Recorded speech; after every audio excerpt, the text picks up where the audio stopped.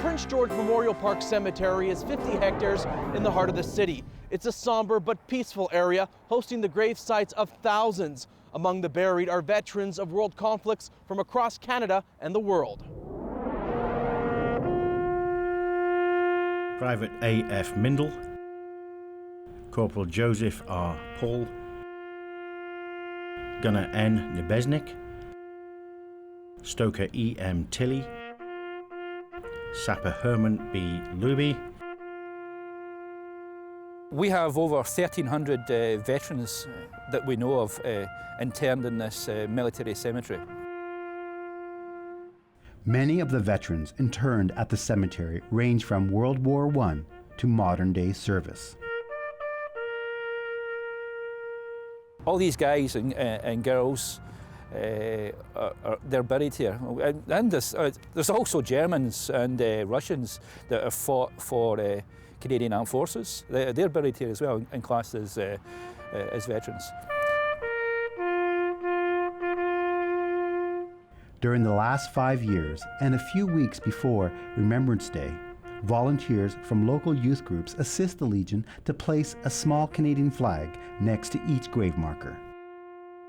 Well, it's not just veterans that have died in the war. There's veterans that have served Canada or served the Commonwealth, and they come back from the war and they settled here in Prince George and they became part of the community. They are buried here because it is their right as a veteran to be buried in the veterans section. So it's an awesome sight and very humbling. Gunner Stephen J. Billick, Private Austin Osgarden, Private Ernest M. Lapointe, Private Gordon A. Lougheed. Go and read the names, go and read their ages, look up what regiments and ships they served on. It just blows you away.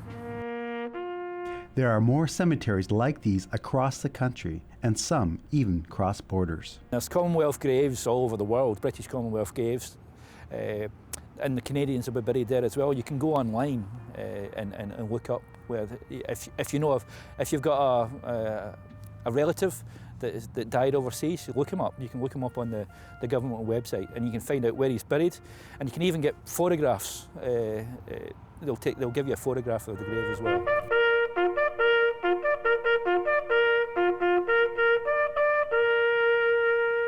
The Act of Remembrance is a major part of the Royal Canadian Legion. They also play a big part in supporting veterans and their families in life and death. We're no longer just an old man's drinking club anymore. We're far bigger than that. We've got Afghanistan. We've got an Afghanistan veteran buried right behind us. We've got a Rocky Mountain Ranger who died in a training accident buried here as well. We're never going to forget these guys, and we never should. Private John H. Rogers, Rifleman A. N. Olson, Sapper Oscar G. Boyce, Private C. E. Arantz, Sergeant John Duncan, Sapper Joseph B. Danielson, Sergeant J. W. Tully. Dave Branco, CKPG News. Something special occurred recently prior to a BC Hockey League game between the Spruce Kings and the Coquitlam Express. It was Veterans Appreciation Night, and that evening the hockey game took a backseat to the opening ceremonies as the two hockey clubs honored those who served our country. I went and thanked the Rangers, cadets, the pipe band. I mean, no, I couldn't be happier.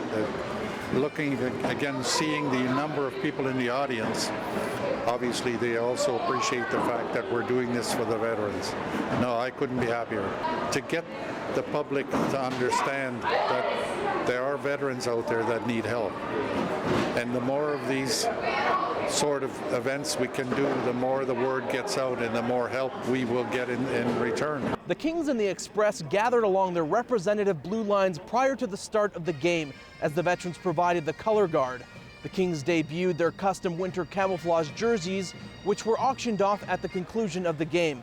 But perhaps the most memorable moment of the night took place at the end of the ceremony when both teams skated over to the veterans to thank their guests of honor.